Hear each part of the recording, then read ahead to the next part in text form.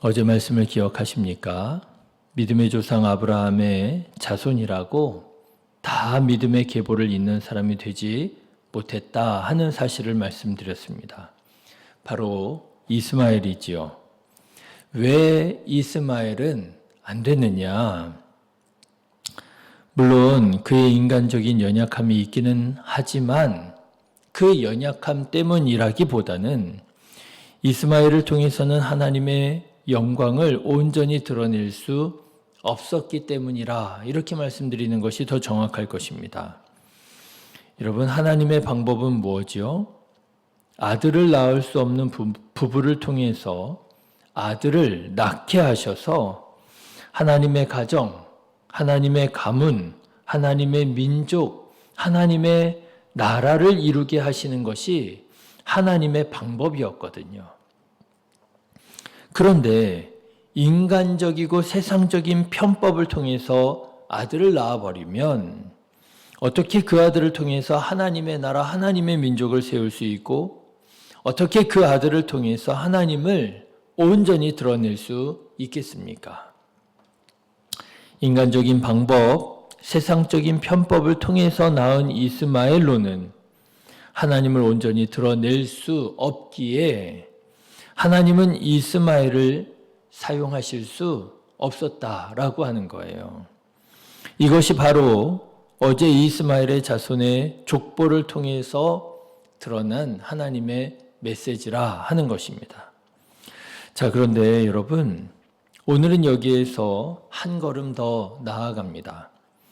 그러면 하나님의 방법으로 낳은 아들의 자손이면 다 믿음의 계보를 이을 수 있느냐? 그것도 아니라는 거예요. 하나님의 방법으로 낳은 아들이라 할지라도 믿음의 본류를 이어가지 못할 수 있다라고 하는 것이 바로 오늘 본문의 말씀입니다. 누구예요? 에서의 자손들입니다. 오늘 말씀을 보시면 오늘 말씀은 이렇게 시작합니다. 34절 말씀 보시면 아브라함이 이삭을 낳았으니 이삭의 아들은 에서와 이스라엘이더라 라고 하는 거예요. 여러분 보십시오. 아브라함의 아들 이삭의 아들들에 대한 말씀이라고 하는 거예요. 그러면 여러분 이삭이 누구입니까? 아브라함이 하나님의 방법대로 낳은 믿음의 아들 아니겠습니까? 그러면 이삭의 아들들이면 모두 하나님의 이 믿음의 계보를 이을 수 있느냐? 아니라는 거예요. 결론부터 말씀을 드리자면 에서는 이삭의 장남으로 태어났지만 그래서 믿음의 계보를 당연히 이을 줄 알았지만 그러지 못했다라고 하는 거예요. 왜 그러냐? 이삭이 에서는 인간적인 방법으로 낳았기 때문이 아니라 세상적인 편법으로 낳아서가 아니라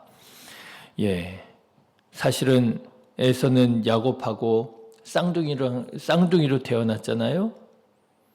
인간적인 방법, 세상적인 편법을 통해서 낳아서가 아니라 그럼에도 불구하고 에서가 믿음의 계보를 잇지 못한 이유는 그 자신이 하나님의 복을 경히 여겼기 때문이라고 하는 거예요. 창세기 25장 34절의 말씀을 보면 야곱이 떡과 팥죽을 에서에게 주매 에서가 먹으며 마시고 일어나 갔으니 에서가 장자의 명분을 가볍게 여김이었더라. 이런 말씀이 나옵니다. 에서가요, 장자의 명분을 가볍게 여겼다는 거예요. 하나님의 복을 가볍게 여겼다라고 하는 거예요. 그런가 하면 창세기 26장에서는 또 이런 말씀이 나옵니다. 에서가 40세 해족속 브에리의 딸 유딧과 해족속 엘론의 딸 바스맛을 아내로 맞이하였더니 그들이 이삭과 리브가의 마음에 근심이 되었더라. 여러분, 왜 근심이 되었겠습니까? 하나님의 백성이 이방인과 결혼했기에 근심이 되었던 것이지요. 에서는요, 이방인과의 결혼을 주저하지 않았습니다. 하나님의 복을 가볍게 여겼기 때문에 이렇게 행동할 수 있었던 것이죠. 그렇습니다, 여러분. 신앙의 혈통과 가문 중요합니다. 너무나도 중요해요. 아버지가 목사님이냐? 귀하지요. 아버지가 장로님이냐? 감사하지요. 부모님이 신앙 좋은 권사님이냐? 얼마나 복된지 모릅니다. 그렇지만 여러분, 더 중요한 것이 있습니다. 그것은 바로 우리 자신의 신앙이에요. 내가 어떤 믿음, 신앙을 가지고 살아가느냐, 이게 훨씬 더 중요한 것이지요. 오늘 한국 그리스도인들의 가장 큰 아픔이 무엇이겠습니까? 우리의 믿음과 신앙이 우리들의 자녀들에게 이어가지 못하고 있다라고 하는 것이 큰 아픔 아닙니까? 얼마나 큰 아픔이고 또 얼마나 큰 기도 제목입니까? 자기 자신의 신앙이 너무나도 중요한 거예요. 부모님이 목사님이냐, 장로님이냐, 권사님이냐, 귀하고 감사하지만 내 신앙만 하겠습니까? 유명진 전수지 집사님이 결혼을 하고 아이를 낳으면서 저에게 이름을 지어달라고 그렇게 부탁을 해왔었어요. 얼마나 귀한 부탁인지 그래도 기도하면서 고민하는 중에 지은 이름이 이은이었습니다. 그런데 제가 왜 이은이라고 하는 이름을 이렇게 짓게 되었느냐? 그 의미가요, 이런 의미예요. 하나님의 복을 이 땅 위에 있는 사람이 되라, 이런 의미였어요. 하나님의 복을 이 땅 위에 있는 사람이 되라. 그래서 이은이라고 했고요.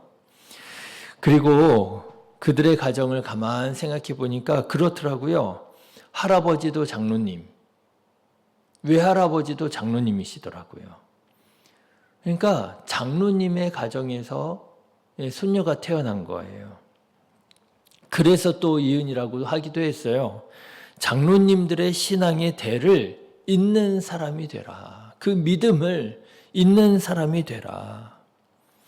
네, 여러분, 실제로 얼마나 귀합니까? 장로님 가정에서 태어난 아이. 그래서 더 기도가 되고요. 그래서 더 감사가 되고요. 더 기대가 되고요. 그렇지만 여러분, 더 중요한 것이 뭐라고요? 더 중요한 것은 오늘 내가 어떤 믿음, 어떤 신앙으로 살아가느냐, 이게 더 중요하더라고요. 내가 믿음으로 도전하며 살아가느냐, 내가 사랑으로 품으며 용서하며 살아가느냐, 이게 더 중요하다라고 하는 거예요. 그렇다면 나는 믿음의 혈통과 가문을 이어가고 만들어가는 사람이 되어 하나님께 쓰임받게 될 것입니다. 하지만 내가 믿음으로 도전하며 살아가지 못하고 내가 사랑으로 품으며 살아가지 못한다면 아무리 부모님이 목사님이고 장로님이고 권사님이라 할지라도 하나님의 뜻을 이루어가지 못할 거예요. 하나님의 뜻이 뻔히 아닌 것을 알면서도 불순종하고 하나님께서 기뻐하지 않는 마음인 것을 알면서도 악한 마음, 더러운 마음을 품고 살아가고 하나님의 복과 은혜와 심판을 가볍게 여기며 자기 감정을 따라 시기하고 질투하고 갈등하고 분열하며 살아간다면 누구처럼요? 에서처럼요.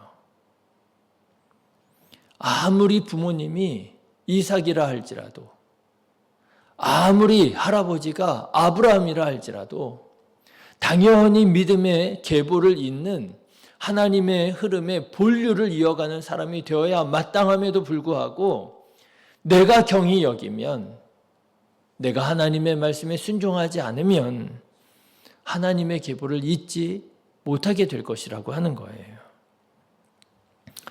여러분의 믿음은 어떻습니까? 여러분의 사랑은 어떻습니까? 과연 믿음으로 살아가고 있습니까? 사랑으로 살아가고 있습니까? 현실에 안주하지 말고 세상에 굴복하지 말고 여러분 돈에 연연하지 말고 믿음으로 도전하는 자 되시기를 주님의 이름으로 축원합니다. 나는 돈으로 사는 사람 아니야. 나는 세상의 방법대로 사는 사람이 아니야. 나는 믿음으로 사는 사람이야. 여러분, 깨어지고 상처받고 얼어붙은 마음을 사랑으로 녹이며 품으며 살아가는 사랑의 사람 되시기를 주님의 이름으로 축원합니다. 마음에 악하고 더러운 마음, 감정 품지 마세요. 더러운 생각 벗어버리십시오. 오직 사랑으로만 살아가기를 도전하고 노력하고 그리고 사랑의 마음으로 주변에 있는 사람들을 섬기며 살아가는 사람이 되시기를 바랍니다. 이런 믿음의 사람, 이런 사랑의 사람이 되어 살아갈 때에 하나님께서 우리 안에 있는 모든 죄의 사슬들을 끊으시고 우리를 통해서 하나님의 영광을 온전히 드러내게 하실 줄로 믿습니다. 기도하겠습니다.